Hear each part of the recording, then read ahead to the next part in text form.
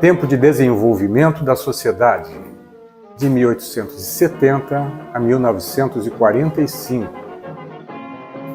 Recordemos, se o desbravamento da região ocorreu pelo assentamento dos engenhos de cana-de-açúcar e aguardente, e depois das fazendas de café e de criação de muares, o povoamento se deu a partir das estradas abertas entre a corte do Rio de Janeiro e o sul de Minas Gerais, nas primeiras décadas do século XIX.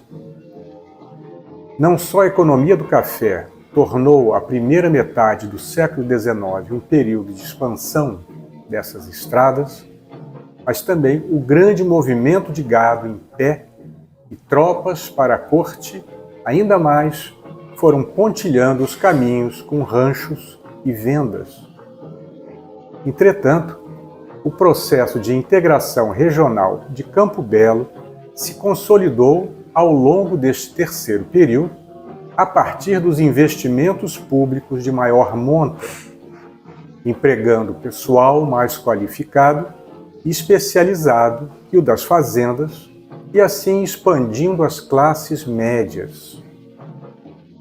Esse terceiro período da história de Itatiaia é aquele que mais trouxe fatos e eventos que ficaram na memória coletiva até a emancipação de 1989. A estrada de ferro, as empresas agropecuárias, o Parque Nacional, o Sanatório Militar e seu Hospital de Convalescentes, a Agência do Correio, os hotéis fazenda, a colônia finlandesa e etc. Sobretudo, seguindo a mentalidade republicana e abolicionista, a pecuária leiteira e a imigração para os núcleos coloniais modificaram expressivamente o perfil da população local. Era preciso substituir a mão de obra cativa que estava sendo progressivamente liberta, e o governo pensou nos imigrantes europeus. O principal evento da década de 1870 foi de fato a chegada da Estrada de Ferro Dom Pedro II, que teve 3 estações no distrito de Campo Belo. A estação da Sede, onde hoje se ergue o Colégio Reinaldo Maia Souto, foi inaugurada em 1874. A estação de Boa Vista, hoje Engenheiro Passos, também em 1874, e a estação de Itatiaia, que era o nome da fazenda de Manuel da Rocha Leão, próxima da hoje Barreira Fiscal de Inhangapi, em 1875. Pode-se imaginar a mudança. O trem encurtou as distâncias e poupou o tempo que se empregava para transportar café e outras mercadorias em lombo de burro. Em torno das estações animou-se o comércio, criaram-se agências de correio e telégrafo. Entretanto, era tarde para salvar a lavoura de café. Os principais fazendeiros mudaram-se para São Paulo, principalmente região de Ribeirão Preto. Ficaram alguns, como Rocha Leão, mas a principal atividade econômica passou a ser a pecuária na década de 1880. Houve 4 principais empresas agropecuárias em Campo Belo. Produziam laticínios e enviavam seu resultado pela estrada de ferro, alguns milhares de litros de leite, por exemplo, ao Rio de Janeiro e alguma manteiga. Quem primeiro organizou esse tipo de negócio foi José Mendes Bernardes. A ele seguiu-se a Fazenda Itatiaia, lembremos, era o nome antigo de Inhangapi, pertencente à Companhia Centros Pastoris do Brasil, que exportava 10.000 litros de leite para o Rio de Janeiro diariamente. Contemporâneo a ambos, o filho do Visconde de Mauá, Henrique Irineu de Souza, fabricava queijo no Alto da Mantiqueira. E, finalmente, Quarta Companhia, de Eduardo Cotrim, que organizou sua empresa agropecuária, também exportando leite resfriado pela ferrovia. Sua iniciativa fez com que Campo Belo tivesse a primeira hidrelétrica empregada para fabricar gelo e fornecer luz, construída em 1907. Muitas famílias chegaram a Campo Belo nesta época e devem ser lembradas, por exemplo, os Condes, os Nunes, os Moreiras, os Ramos, os Sampaios, os Barrosos. Mas as principais iniciativas econômicas, políticas e sociais foram feitas pelo governo brasileiro. Não só a Estrada de Ferro, mas o projeto dos núcleos coloniais do Itatiaia e de Visconde de Mauá modificaram bastante o local.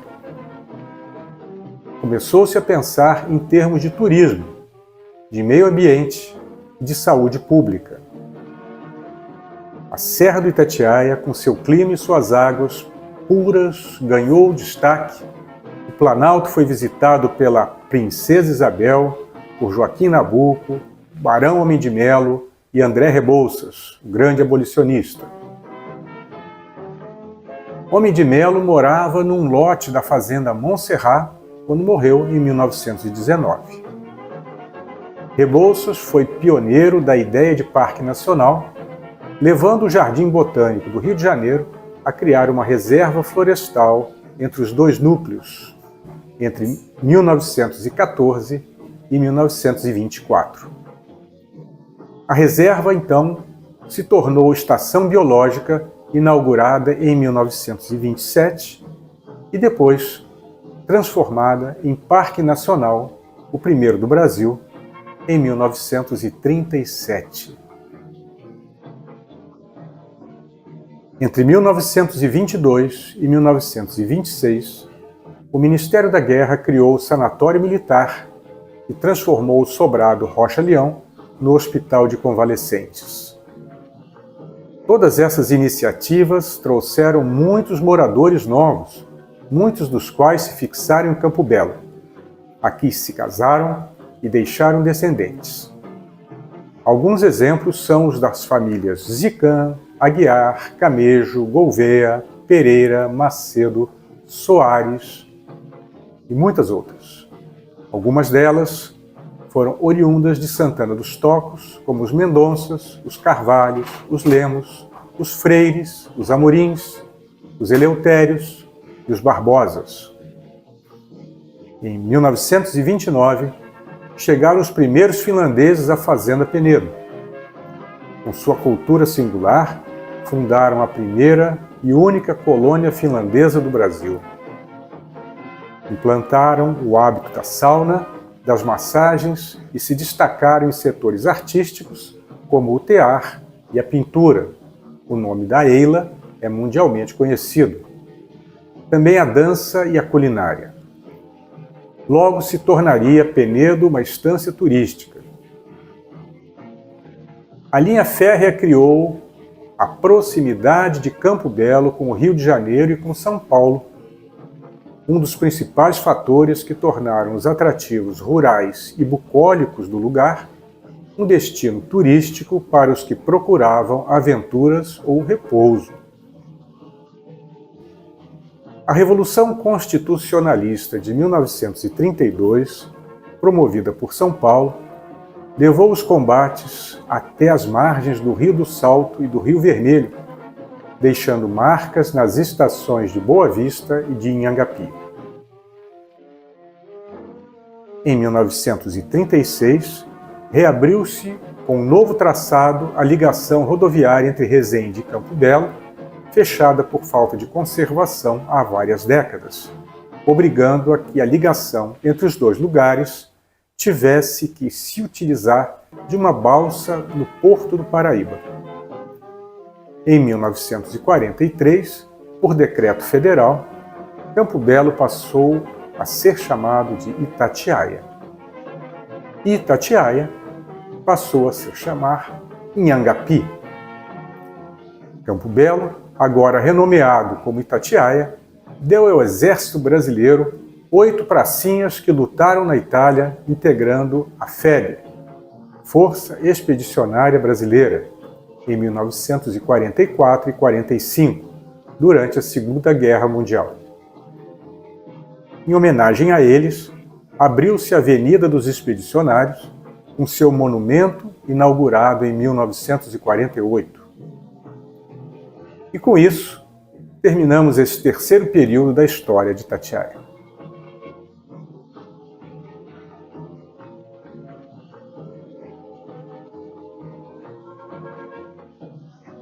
Cidades Mortas, Monteiro Lobato, 1919. A quem nossa terra percorre tais e tais zonas, vivas outrora, hoje mortas ou em via disso, tolhidas de insanável caquexia, uma verdade que é um desconsolo, ressurte do montão de ruínas, o progresso entre nós é nômade, e sujeito a paralisias súbitas. Radica-se mal, sem emitir peão. Conjugado a um grupo de fatores, sempre os mesmos, reflui com eles de uma região para outra. É um progresso de cigano vive acampado. Emigra, deixando para trás de si um rastilho de taperas. Um dos fatores que arrastam consigo é a uberdade nativa do solo. Mal este cansa, pela reiterada sucção de seiva não recomposta, como no velho mundo, pelo adubo, o desenvolvimento da zona esmorece, foge o capital e com ele os homens fortes, aptos para o trabalho, e lentamente a tapera cai nas almas e nas coisas.